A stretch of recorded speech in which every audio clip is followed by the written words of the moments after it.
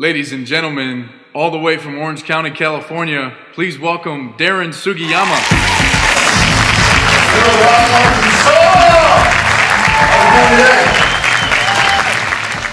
The best part of the journey is the journey. You think that one day, once you're rich and successful, that everything's going to be great and that's when you're going to celebrate and enjoy your life. I'm telling you, you got to enjoy the process. The most fond memories I have in my insurance career were sleeping in that piece of crap 1989 Saab that was all rusted up on the side. I went to Home Depot and bought this rubber runner stuff they put in restaurants so you don't slip, and I super glued it to the side of the car to mask all the rust and everything. And then that car broke down in front of my brand new girlfriend's house, and I had to use her AAA to tow my car all the way back to my house. It was embarrassing. But in my mind, I kept telling myself, keep grinding. One day, all this crap is going to pay off. And it started paying off. And so lesson number one, be grateful for what you have. Even if what you have is not what you ultimately want. Be grateful that you can actually get up and go to work. Be grateful for that. The second reason I work so hard is it's important for me that my 8-year-old son learns the value of work ethic. Right? They always say, if you're teaching something, but you ain't doing it, you got no credibility. So my son understands the value of work ethic because he sees me do it. He also knows that I'll wake up at 3 o'clock or 4 o'clock in the morning on a Saturday and work till 8 o'clock in the morning until he wakes up so I can spend more time with him. You see, to do one thing is to not do another. I work on weekends, but I work on weekends when my family's asleep, so I don't sacrifice family time. This is the second book I wrote called Living Outside the Cubicle, The Ultimate Success Guide for the Aspiring Entrepreneur, where I talk about some of these principles. The last chapter of that book is actually a letter that I wrote to my son when he was 1 year old. And my idea was, if God forbid, something happens to me and I pass away before I'm able to mentor my son to the fullest, I wanted to teach my son from the grave. And so the letter to him is explaining what it is to be a man. It's not about how many girls you get. It's not how much money you make. It's not how powerful you become. It's about taking care of your responsibilities. It's about being a leader. It's about living by example. See, I want to leave behind a legacy for my son that goes far beyond money. The worst thing I can do for my son is to leave him a bunch of money. The best thing I can do for my son is to teach him the value of integrity, of the character building process, of charitable giving, living with a heart of gratitude. Those are the things that are important to me. Here's the thing. There is no such thing as linear growth. Okay? If you were to try this out in a graph, success doesn't linearly grow like that. It's a little bit better, a little bit better. No, it doesn't work like that. I wish it worked like that, but it doesn't. You need to go up and down, and you may go down and then flatline for a while. So here's the reality of success and time, okay? Horizontal axis represents time, vertical axis represents success. And here's what happens. You start putting in the work. You start putting in the time. You start making your dials. You start seeing prospects, and you get no results because they said no. I asked my rich uncle for his business when I first started. He said no. I asked my mom for her business because she ran a nonprofit. She said no. I asked my successful father, who's an orthodontist, he went his insurance business. He wouldn't even let me talk to his office manager. He said no. All my people I recruited talked to their friends and family, and they all said no. And you keep doing this, and time is going by, and you see no success. You keep flatlining, and then you just see a little bit of success. Someone doesn't say no, they say maybe. And then they say no. So you go right back down. And you flatline some more. You anyone relate to this graph right here?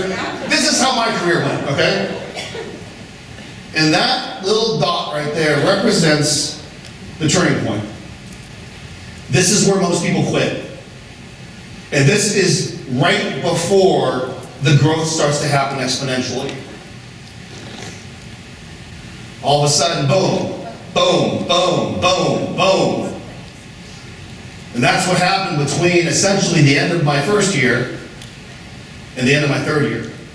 In that 2-year period, we went through hypergrowth and continued to grow with hypergrowth.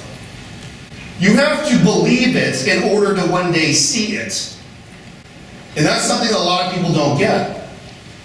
That's why there's an ancient book that says, a man without vision will perish. You have to have that vision, that belief that all this work you're putting in, despite the lack of immediate success, is going to pay off at some point. Right? We call this faith. Believing in something you cannot see. It is difficult, especially when everyone around you is saying, this ain't ever going to happen.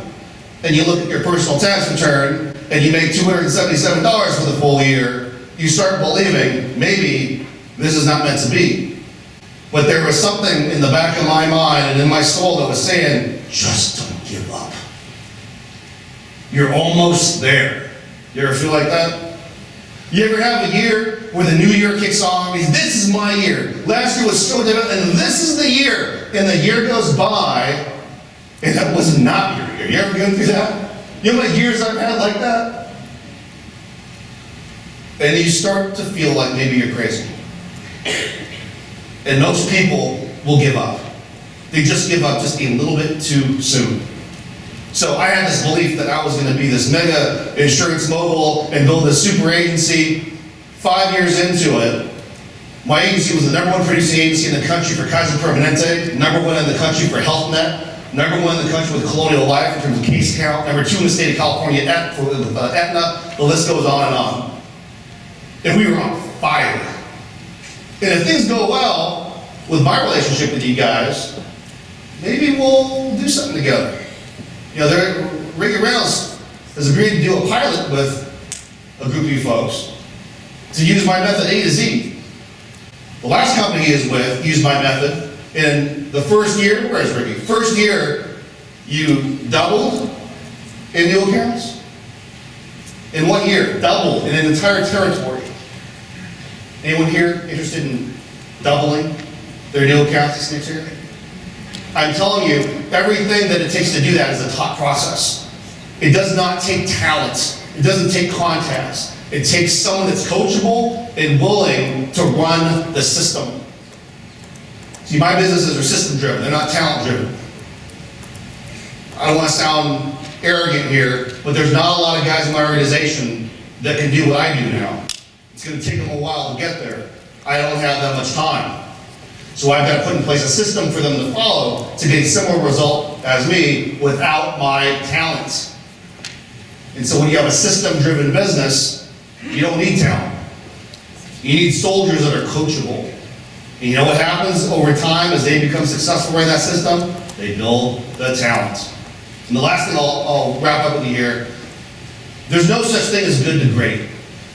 I have never experienced a time in my career where things are going along really good, and then they just hop up to great. No, things are going good, and then boom, I get decimated.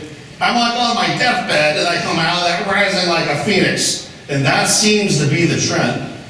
So again, maybe you're not in an ideal situation today. Maybe that's just indicative that this year is your year to rise, if you put in the work and you run the right process. Maybe you lost a big client that you're hoping on popping fourth quarter last year, and it just decimated your entire year. Good, I'm glad that happened. Go replace it with 10 more just like it.